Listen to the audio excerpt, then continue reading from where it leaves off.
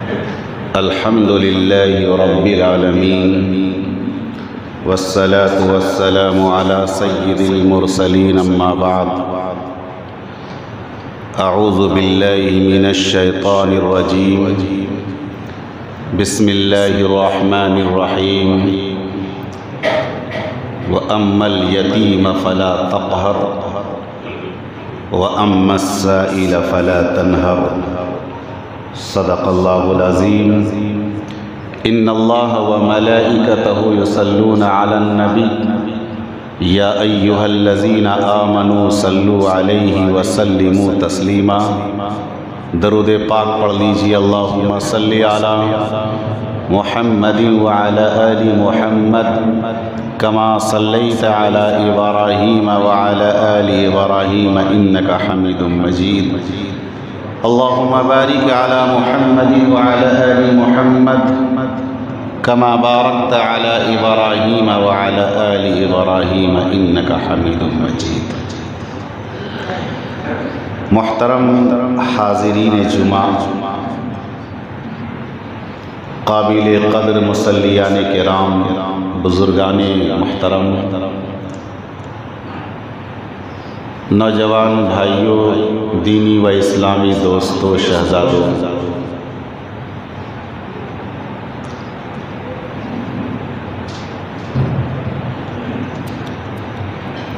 اللہ تبارک و تعالی نے ہمیں اور آپ کو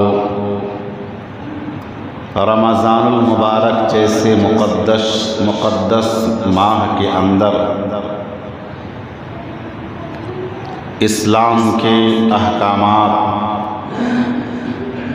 کو پابندی کے ساتھ عمل کرنے کی توفیق بخشی، زکوٰۃ و صدقات و فطرات و دیگر نیک اعمال کرنے کی توفیق عنایت بخشی، رب ذوالجلال شرف قبولیت سے سرفراز فرمائے۔ اصل انسان کی زندگی کے جو اعمال ہیں اس میں مداومت ہونی چاہیے، پابندی کے ساتھ اس کام کو کرنا چاہیے۔ ایک دو روزے ہم رکھ لیے، دو چند وقت کی نمازیں ہم نے پڑھ لی، دو چار دنوں کی تراویح کا اہتمام ہم نے کر لیا، اور یہ ہم سمجھے کہ ہم کامیاب ہو گئے، کامیاب نہیں ہو گئے۔ اللہ تبارک و تعالیٰ اسی اعمال میں حسن پیدا فرماتے ہیں اور اسی عمل کو قبول فرماتے ہیں جس کے اندر دوام ہو، جس کے اندر مکمل پابندی ہو۔ پابندی کے ساتھ جو اعمال کیے جاتے ہیں اس کی بات کچھ اور ہوتی ہے، اور جس عمل کے اندر غیر پابندی ہوتی ہے اس کی بات کچھ اور ہوتی ہے۔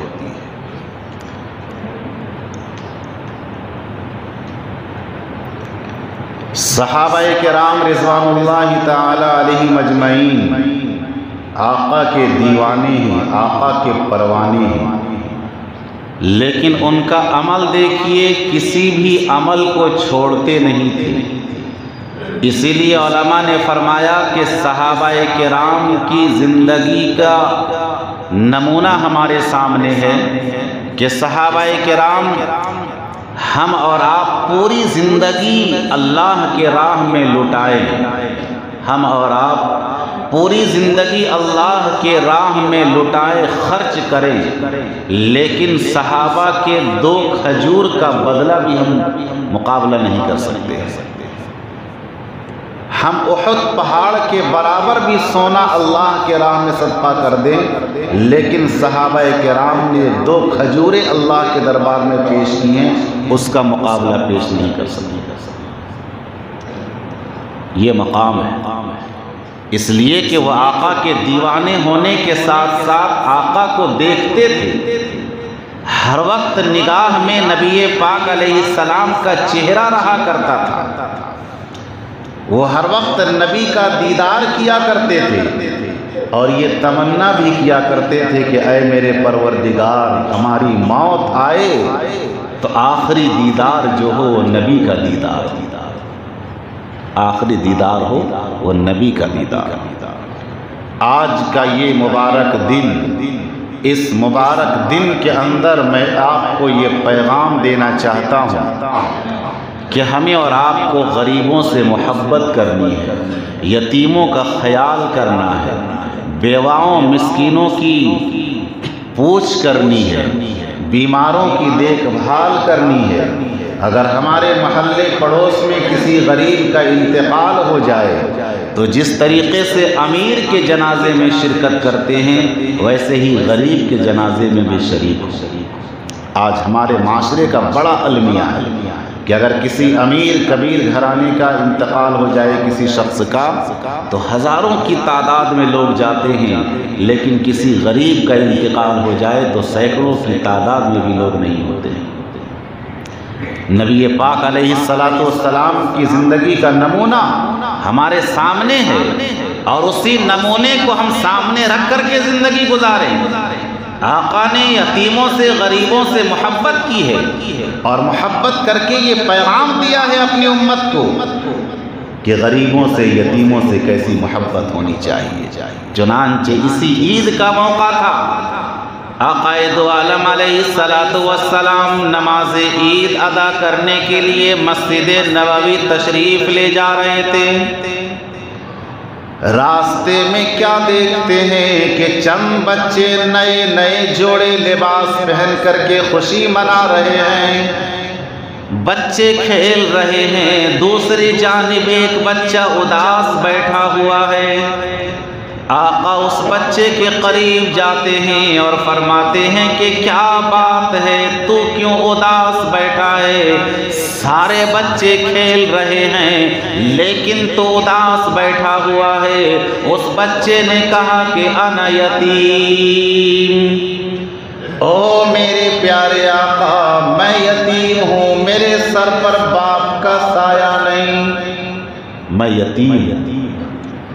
اس بچے کو آقا نے وہاں سے اٹھایا اور اپنے گھر تشریف لے آئے اور آنے کے بعد آواز لگائی، یا حمیرہ یا عائشہ، لبیک یا رسول اللہ صلی اللہ علیہ وسلم۔ آقا نے فرمایا کہ اس بچے کو جلدی سے نہلا دو، دھلا دو، اور آقا نے اپنے جسم مبارک سے کالی کملی کو اتار کر کے پھاڑ دیا اور ایک کو تہبند بنایا اور ایک کو اوپر میں لپیٹ دیا اور فرمایا کہ اس کے سر پر تیل ڈالو، آنکھوں میں سرما لگا دو، بالوں کو کنگھا کر دو، میں محمد مصطفیٰ مدینے کے بازار میں جاتا ہوں اور یتیم کے لیے میں نئے جوڑے لے کر کے آتا ہوں۔ آقا دو عالم علیہ السلام گئے مدینے کے بازار میں اور اس یتیم بچے کے لیے نئے جوڑے لے کر کے آئے، اور بعض روایت کے اندر آتا ہے کہ نبی پاک علیہ السلام نے حضرت امام حسین کے جوڑے کو لا کر کے اس بچے کو پہنایا۔ جب بچہ تیار ہو گیا وہ بچہ مسکرانے لگا، وہ بچہ مسکرانے لگا تو اس وقت نبی پاک علیہ السلام نے فرمایا کہ میرے پیارے بیٹے، تجھے آج سے رونا نہیں ہے، اب تو آج سے یتیم نہیں ہے، بلکہ آج سے تیرا محمد مصطفیٰ تیرا ابا بن چکا ہے، عائشہ تیری اماں بن چکی ہے، فاطمہ تیری بہن بن چکی ہے، حسن حسین تیرے بھائی بن چکے ہیں۔ اور اس بچے کو کاندھے پہ بیٹھایا۔ انگلی پکڑ کر ہم اپنے بچوں کو عیدگاہ لے جاتے ہیں، لیکن آقا نے اس بچے کو کاندھے پہ بیٹھایا، زمین پہ بیٹھ گئے آقا اور فرمایا کہ تم میرے کاندھے پہ سوار ہو جا۔ اس بچے کو کاندھے پہ سوار کرایا، سوار کر کے مسجد نبوی تشریف لے جانے لگے، نماز عید ادا کرنے کے لیے اسی راستے سے جانے لگے جس راستے میں بچے کھیل رہے تھے۔ جب ان بچوں نے آقا کو دیکھا کہ پیارے آقا صلی اللہ علیہ وسلم اس یتیم بچے کو اپنے کاندھے پہ سوار کر کے لے جا رہے ہیں، وہ سارے بچے کہنے لگے اے کاش ہم بھی یتیم ہوتے، ہمارے بھی ماں باپ نہیں ہوتے، آج یہ تمغہ مجھے مل گیا ہوتا، یہ شرف مجھے نصیب ہو جایا ہوتا۔ اگر میں یتیم ہوتا، میں غریب ہوتا، میں لاچار ہوتا تو نبی پاک صلی اللہ علیہ وسلم مجھے بھی کاندھے پہ سوار کر کے لے جاتے۔ مسجد نبوی میں تشریف لائے، حضور اکرم صلی اللہ علیہ وسلم اس بچے کو کاندھے سے اتارتے ہیں اور منبر پر آقا بیٹھنے لگتے ہیں تو وہ بچہ زمین پر بیٹھنے لگتا ہے۔ جب زمین پر وہ بچہ بیٹھنے لگا تو نبی پاک علیہ السلام نے فرمایا اے میرے پیارے بیٹے تو زمین پر نہیں بیٹھے گا بلکہ تو اس منبر پہ میرے ساتھ بیٹھے گا۔ آقا نے منبر پہ اپنے ساتھ بیٹھایا، منبر پہ اپنے ساتھ بیٹھایا اور اپنے پیارے صحابہ سے فرمایا انا اکافلو ہاکذا الیتیم، کہ جو یتیم کی پرورش کرے گا، یتیم کی دیکھ بھال کرے گا، اس کا خیال رکھے گا، اس کی پریشانیوں کو حل کرے گا، تو حضور اکرم علیہ السلام نے اپنی دو انگلی کو ملایا اور ان دونوں انگلیوں کو ملا کر کے صحابہ سے فرمایا کہ جس طریقے سے یہ دو انگلیاں آپس میں ملی ہوئی ہے کل قیامت کے دن محمد مصطفیٰ کے ساتھ اسی طریقے سے مل کر کے کھڑا ہوگا۔ اور آگے نبی پاک علیہ السلام نے فرمایا کہ اگر کوئی یتیم کے سر پر دست مبارک رکھتا ہے، اگر کوئی یتیم کے سر پر دست مبارک اور اپنے ہاتھ کو رکھتا ہے محبت کے ساتھ دست شفقت، تو نبی پاک علیہ السلام نے ارشاد فرمایا کہ جتنے اس کے ہاتھ کے نیچے بال آئیں گے اتنے نامۂ اعمال اس کے، اتنے نیکیاں اس کے نامۂ اعمال میں لکھ دی جائیں گی، اتنی نیکیاں اس کے نامۂ اعمال میں لکھ دی جائیں گی۔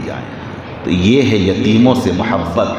ہم پر یہ ذمہ داری بنتی ہے کہ آقا نے جس طریقے سے عید کے دن یتیم سے محبت کا درس دیا ہے ویسے ہی ہم بھی یتیموں سے محبت کریں، اپنے محلے میں نظر دوڑائیں کہ کتنے ہمارے محلے میں یتیم ایسے ہیں کہ جن کا کوئی پرسان حال نہیں ہے، کتنے یتیم بچے ایسے ہیں کہ جن کے گھر میں کھانا صحیح سے نہیں بن رہا ہے، کتنے یتیم گھرانے ایسے ہیں کہ جن کے پاس اچھے لباس نہیں۔ اللہ نے جن کو نوازا ہے ایسے موقع پر خصوصی طور پر نگاہ دوڑانی ہے، سالوں سال تو نگاہ دوڑانی ہے، لیکن ایسے موقع پر عید اور خوشی اور تہوار کے موقع پر یہ نظر رکھنی ہے کہ ہمارے محلے میں پڑوس میں غریب گھرانہ کون سا ہے، کس کے گھر میں یتیم بچہ ہے اور کس کے پاس ایسے بچے ہیں جن کے پاس کپڑے نہیں ہیں، کھانے کا انتظام نہیں ہے، اس کے لیے انتظام کیا جائے۔ آقا نے کر کے انتظام کر کے دنیا والوں کو پیغام دیا کہ لوگوں یتیم سے محبت کرو۔ جس گھر میں ایک موقع پر نبی پاک علیہ السلام نے فرمایا کہ سب سے پیارا ہے وہ گھر، سب سے حسین ہے وہ گھر کہ جس کے گھر کے اندر یتیم بچہ ہو اور اس کی اچھی پرورش کا انتظام کیا جائے۔ سب سے بہترین گھر وہ ہے کہ جس کے گھر میں یتیم پرورش پائے اور یتیم کی پرورش کرنے والا اس کا خاص خیال رکھے۔ اور دوسرے مقام پر نبی پاک علیہ السلام نے فرمایا کہ سب سے بدترین گھر وہ ہے کہ جس کے گھر میں کوئی یتیم بچہ پل رہا ہو اور اس کے اوپر ظلم کیا جا رہا ہو۔ آج ہم دیکھتے ہیں کہ ہمارے معاشرے میں کسی کی بھتیجی یتیم ہو گئی، کسی کا بھتیجا یتیم ہو گیا، کسی کا خالہ زاد بھائی یتیم ہو گیا، تو کیا کرتے ہیں کہ اس کا اگر کوئی دیکھ بھال کرنے والا نہیں ہے اپنے گھر میں لا کر رکھتے ہیں، ان سے ایسے ایسے کام کرواتے ہیں جو کام اپنے بچوں سے ہم کرنے کے بارے سوچ بھی نہیں سکتے۔ اس یتیم بچے سے ہم بڑے بڑے بوجھ اٹھواتے ہیں، ان سے دن بھر پانی ڈھلواتے ہیں اور نہ جانے کیسے کیسے کام کرواتے ہیں جس کام کو ہم اپنے بچے کے بارے سوچ بھی نہیں سکتے ہیں۔ وہ گھر سب سے بدترین ہے کہ جس گھر میں یتیم پر ظلم کیا جا رہا ہو۔ اور جس گھر کے اندر یتیم کو شفقت سے رکھا جائے، محبت کے ساتھ رکھا جائے، نبی پاک علیہ السلام نے ارشاد فرمایا وہ گھر سب سے بہترین گھر ہوتا ہے۔ ہمارے نبی یتیموں سے، غریبوں سے بے انتہا محبت کرتے تھے۔ صحابہ کرام کی تاریخ اٹھا کر کے دیکھیے، ایک صحابی بالکل کالا کلوٹا ایمان کی دولت سے مالا مال ہوا، کوئی بیٹی دینے کو تیار نہیں، کالا کلوٹا صحابی کوئی بیٹی دینے کو تیار نہیں، غمگین حالت میں بیٹھے تھے۔ حضور پاک علیہ السلام نے فرمایا کہ کیا ہوا میرے پیارے صحابی، تو کیوں غمگین بیٹھا ہوا ہے؟ وہ صحابی نے فرمایا کہ یا رسول اللہ صلی اللہ علیہ وسلم میں غریب ہوں، میرے پاس پیسے نہیں ہیں، میں غریب ہوں، میں کالا کلوٹا ہوں، مجھے کوئی بیٹی دینے کو تیار نہیں۔ نبی پاک علیہ السلام غریبوں کے غمخوار تھے، غریبوں سے محبت کرنے والے تھے۔ آپ نے فرمایا کہ میرے پیارے صحابی تجھے پریشان ہونے کی ضرورت نہیں ہے، میں تیرا سہارا بنتا ہوں، میں تیری دیکھ بھال کروں گا، رشتہ تجھے نہیں مل رہا تو میں تیرا رشتہ کراؤں گا۔ اب حضور پاک علیہ السلام نے فرمایا کہ چلے جاؤ مدینہ کے قبیلہ بنو ثقیف کے پاس، قبیلہ بنو ثقیف کے سردار کے پاس، ان کے گھر میں بیٹی ہے، ان سے جا کر کہنا، قبیلہ بنو ثقیف سردار کی ان سے کہنا کہ اپنی بیٹی میرے نکاح میں دے دے۔ آقا کی محبت دیکھیے غریبوں کی۔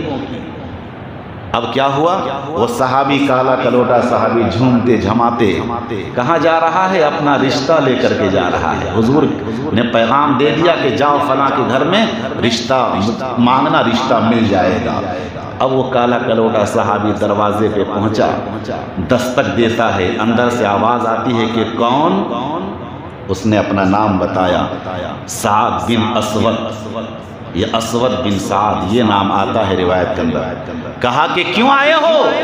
صحابی رسول نے فرمایا کہ نبی پاک علیہ السلام نے مجھے بھیجا ہے، پتہ چلا ہے کہ آپ کے گھر میں جوان حسینہ بیٹی ہے، آپ اپنی بیٹی سے میرا نکاح کر دی۔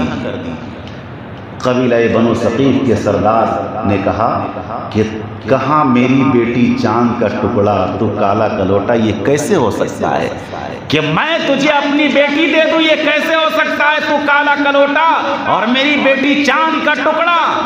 اندر سے بیٹی سارا ماجرا سن رہی تھی، اندر سے بیٹی سارا ماجرا سن رہی تھی، وہ یہ جان گئی تھی کہ نبی پاک علیہ السلام کا فرمان ہے کہ اپنی بیٹی اس کے نکاح میں دے دیا جائے۔ باپ نے انکار کر دیا، بیٹی اندر سے آواز لگاتی ہے کہ او میرے ابا حضور، آپ پریشان نہ ہو، آپ پریشان نہ ہو، آپ پریشان نہ ہو، کالا کلوٹا ہے تو کیا ہوا؟ نبی کا عاشق ہے۔ سبحان اللہ، کیا ہوا؟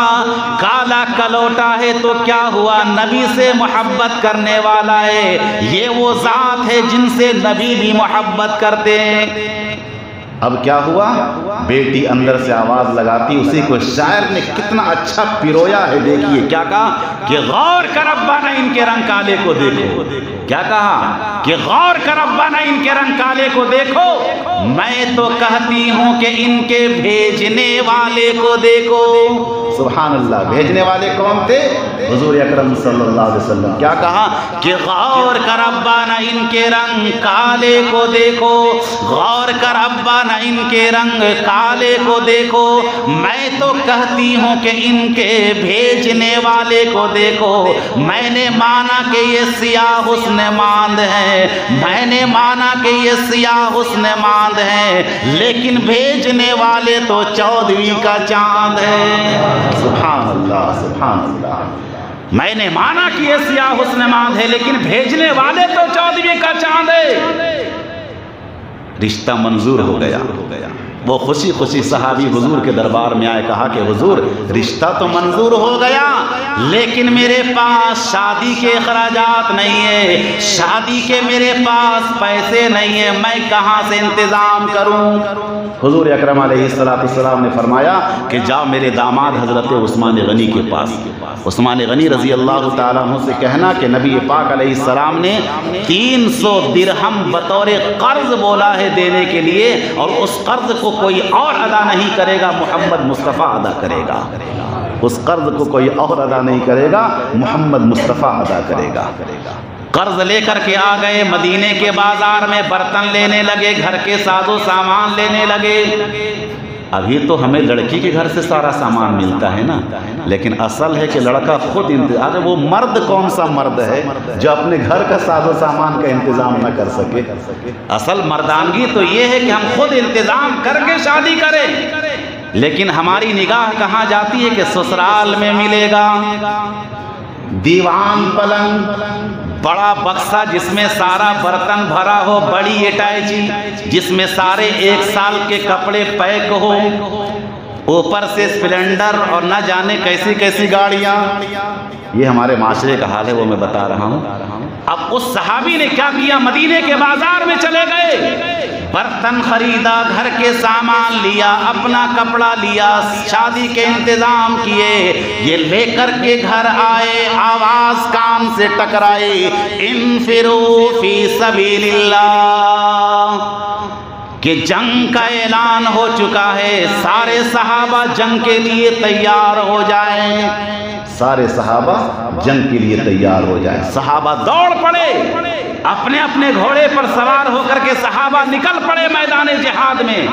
اب یہ صحابی پھر مدینے کے بازار میں جاتے ہیں اور دکاندار سے منت سماجت کر کے کہتے ہیں کہ تو میرے سامان کو واپس لے لے، میں اب سامان نہیں خرید سکتا۔ کیوں نہیں خرید سکتا؟ اس لیے کہ میں جنگ میں جا رہا ہوں، اللہ کے نبی کا اعلان ہو چکا ہے، میں جنگ میں جا رہا ہوں، میں اب شادی نہیں کروں گا، اگر میری زندگی رہی تو دنیا میں شادی کروں گا، اگر میری شہادت کی موت ہو گئی تو حوروں سے میری ملاقات ہو جائے گی۔ اب وہ صحابی جنگ کے میدان میں گئے، آقا کی نظر پڑی، کہا کہ تو کیسے، آقا کی نظر پڑی، کہا کہ تو کیسے آ گیا؟ فرمایا کہ میرے پیارے نبی آپ کی آواز میرے کان سے ٹکرائے اور میں میدان جہاد میں نہ ہوں۔ اسی میدان جہاد میں لڑتے لڑتے شہید ہو گئے، شہید ہو گئے۔ اتنے زخم پڑے، اتنے زخم پڑے کہ چہرہ پہچانا نہیں جاتا تھا۔ وہ صحابی کے ان کی بہن نے انگلی کے پوروں سے پہچانا کہ یہ میرا بھائی ہے۔ اتنے زخم پڑے تھے کہ انگلی کے پوروں سے پہچانا کہ یہ میرا بھائی ہے۔ اب وہ صحابی شہید جب ہونے لگا، کسی صحابی سے ملاقات ہو گئی، انہوں نے فرمایا کہ میری آخری تمنا یہ ہے کہ مجھے نبی کے چوکھٹ پہ لے چلو، میری آخری تمنا ہے کہ مجھے نبی کا دیدار کرا دو۔ میں چاہتا ہوں کہ کل قیامت کا دن ہوگا، محشر کا میدان ہوگا، رب ذوالجلال پوچھیں گے کہ بتا میرے بندے تو کیا لے کر کے آیا ہے، تو میں رب کائنات کے دربار میں عرض کر دوں گا کہ میں تیرے نبی کا دیدار لے کر کے آیا ہوں، تیرے نبی کا دیدار لے کر کے آیا ہوں۔ وہ صحابی جیسے ہی گئے نبی پاک علیہ السلام کے دربار میں کود پڑے اور نبی کے قدموں میں گئے، اور جانے کے بعد آقا کے چہرے کو دیکھا، اور دیکھنے کے بعد فرمایا تیری معراج کے تو لوح و قلم تک پہنچا، تیری معراج کے تو لوح و قلم تک پہنچا، میری معراج کے میں تیرے قدم تک پہنچا، میری معراج کے میں تیرے قدم پہ پہنچا۔ یہ ہمارے آقا غریبوں سے بے انتہا، جبکہ کالے کلوٹے تھے، غریب تھے، کوئی محبت نہیں لوگ کرتے، لیکن ہمارے نبی نے غریب سے محبت کرنا سکھایا ہے۔ حضرت سعد بن ربی رضی اللہ تعالیٰ عنہ جنگ احد میں شامل ہوتے ہیں، غریب گھرانے کے ساتھ ہیں، وہ بھی جنگ میں شہید ہو جاتے ہیں۔ جب جنگ میں شہید ہو جاتے ہیں تو آقا نے اپنے صحابہ سے فرمایا کہ میرے صحابی حضرت سعد بن ربی کا جنازہ نہیں مل رہا ہے، لہٰذا ان کے جنازے کو تلاش کرو۔ جب ان کے جنازے کو تلاش کیا گیا تو بالکل آخری وقت تھا، آخری وقت تھا، ان کے جسم پر 70 یا 80 زخم لگے ہوئے تھے۔ ان کے جسم کو صحابہ نے اٹھانا چاہا، کہا کہ میں تجھے کیسے اٹھاؤں، جسم تو تیرے ٹکڑے ٹکڑے ہو چکے ہیں، میں تیرے جسم کو کیسے اٹھاؤں، تیرے جسم کے ٹکڑے ٹکڑے ہو چکے ہیں۔ انہوں نے فرمایا کہ ذرا مجھے کسی حالت سے اٹھا کر کے نبی کی خدمت میں لے جاؤ، میں چاہتا ہوں کہ دنیا سے جاتے جاتے آخری نبی کی زیارت ہو جائے۔ آقا کی خدمت میں لائے، ان کا انتقال ہو گیا۔ نبی پاک علیہ السلام نے فرمایا کہ میرے پیارے صحابی، غریب صحابی سعد بن ربیع کے جنازے کی تیاری کرو۔ لہٰذا ان کی جنازے کی نماز میں جب مدینے کی گلیوں سے جانے لگے تو حضرت ابو ہریرہ رضی اللہ تعالیٰ عنہ، جو پیارے آقا کے پیارے صحابی ہیں، جن سے بے شمار حدیثیں روایت کی گئی ہیں اور نبی پاک علیہ السلام کے بہت قریبی صحابی ہیں، وہ دیکھتے ہیں کہ حضور اکرم علیہ السلام اپنے قدموں کو اٹھا اٹھا کے چل رہے ہیں، اپنے قدم کو زمین پر نہیں رکھ رہے۔ حضرت ابو ہریرہ رضی اللہ تعالیٰ عنہ نے فرمایا کہ میرے پیارے آقا، آخر بات کیا ہے کہ آپ اپنے قدموں کو اٹھا اٹھا کے چل رہے ہیں، پورے مکمل طور پر اپنے قدم کو زمین پر نہیں رکھ رہے ہیں؟ وہ فرماتے نبی پاک علیہ السلام نے فرمایا کہ میرے پیارے ابو ہریرہ، میں پورا پاؤں زمین پر کیسے رکھ دوں؟ آسمان سے اتنے فرشتے آئے ہیں کہ پاؤں رکھنے کی جگہ نہیں مل پائی۔ پیو جام لیکن قرینے کے اندر مدینے کی موت نصیب ہو گئی۔ جسے مدینے کی موت نصیب ہو جائے وہ زندگی کی معراج ہو جاتی ہے۔ حضرت امام مالک رحمۃ اللہ علیہ 17 سال تک مدینے میں رہے۔ اس 17 سال میں صرف ایک بار حج کیا، کہیں ایسا نہ ہو کہ میں حج کے لیے جاؤں مدینے کی موت سے میں دور ہو جاؤں۔ ایک ایک اللہ کے ولی 40 سال تک مدینے میں رہے تاکہ مدینے کی موت نصیب ہو جائے۔ اللہ ہم سبوں کو مدینے کی موت نصیب فرمائے۔ وہ صحابی مدینے کی تمنا کیے تھے کہ مدینے میں میری موت آ جائے، اسی کو شاعر نے کیا خوب فرمایا، جو ایسے اللہ والے ہوتے ہیں، اللہ کے نیک بندے ہوتے ہیں، ان کے جنازے میں خدا کے فرشتے آتے ہیں۔ اسی کو شاعر نے کیا خوب فرمایا کہ پیو جام لیکن قرینے کے اندر، پیو جام لیکن قرینے کے اندر بڑا لطف آئے گا جینے کے اندر۔ پیو جام لیکن قرینے کے اندر، پیو جام لیکن قرینے کے اندر بڑا لطف آئے گا جینے کے اندر۔ فرشتے پڑھیں گے نماز جنازہ، فرشتے پڑھیں گے نماز جنازہ، جو مر جائے مومن مدینے کے اندر، جو مر جائے مومن مدینے کے اندر۔ اس صحابی رسول کو آقا نے فرمایا کہ میرے پیارے صحابی حضرت سعد بن ربیع کے جنازے کو قبر میں ڈال دو۔ قبر میں ڈال دیا گیا اور فرمایا کہ ان کے چہرے کو ادھر ادھر مت کرنا، محمد مصطفیٰ اس غریب صحابی سے محبت کرتا ہے، میں ان کے چہرے کو خود قبلے کی طرف کروں گا۔ صحابی ان کے جنازے کو قبر میں ڈال کر کے باہر آ گئے۔ حضور پاک علیہ السلام خود قبر میں اترے اور جیسے ہی آپ کے چہرے مبارک کو کعبے کے طرف کیا، قبلے کے طرف کیا، حضور پاک علیہ السلام مسکرانے لگے اور مسکراتے ہوئے قبر سے باہر نکلے۔ صحابہ نے سوال کیا کہ میرے پیارے آقا، قبر کی وحشتناک منظر کے بارے آپ ہی بتاتے ہیں کہ قبر بہت خطرناک جگہ ہے اور آپ مسکراتے ہوئے باہر آ رہے ہیں۔ نبی پاک علیہ السلام نے فرمایا کہ میں کیوں نہ مسکراؤں، میں دیکھتا ہوں کہ میرا ساتھ صحابی بھی قبر میں مسکرا رہا ہے۔ کہا کہ وہ میرے پیارے آقا آخر مسکرا کیوں رہا ہے، مسکرانے کی وجہ کیا ہے؟ نبی پاک علیہ السلام نے فرمایا کہ جیسے ہی میں نے سعد بن ربیع کے چہرے کو کعبے کی طرف کیا، جنت کی کھڑکی کھلی، جنت سے حور و ملائک، جنت سے حوران غلمان اور جنت سے اللہ تبارک و تعالیٰ کی پیاری مخلوق آ کر کے ان کے قدموں کو، ان کے لبوں کو، ان کے چہروں کو چوم رہا ہے اور ان کو مبارکباد دے رہا ہے۔ تو جب اس مرحلے میں جب حضرت سعد نے اپنے آپ کو پہنچایا تو وہ مسکرا رہے تھے، میں سعد کو دیکھ کر کے مسکرا رہا تھا۔ یہ کون صحابی تھے؟ بالکل غریب صحابی تھے اور آقا بے انتہا محبت کرتے تھے۔ تو ہم پر بھی یہ ذمہ داری بنتی ہے، عید الفطر کے موقع پر اصل یہی پیغام دیا جاتا ہے کہ غریبوں سے، یتیموں سے، بیواؤں سے، مسکینوں سے محبت کی جائے، ان کے تقاضے کا خاص خیال رکھا جائے۔ اللہ تبارک و تعالی ہمیں اور آپ کو ان سب باتوں پر عمل کرنے کی توفیق عطا فرمائے اور صحابہ کرام رضوان اللہ تعالی علیہم اجمعین کے نقش قدم پہ چلنے کی توفیق عنایت فرمائے۔ آمین وآخر دعوانا الحمدللہ۔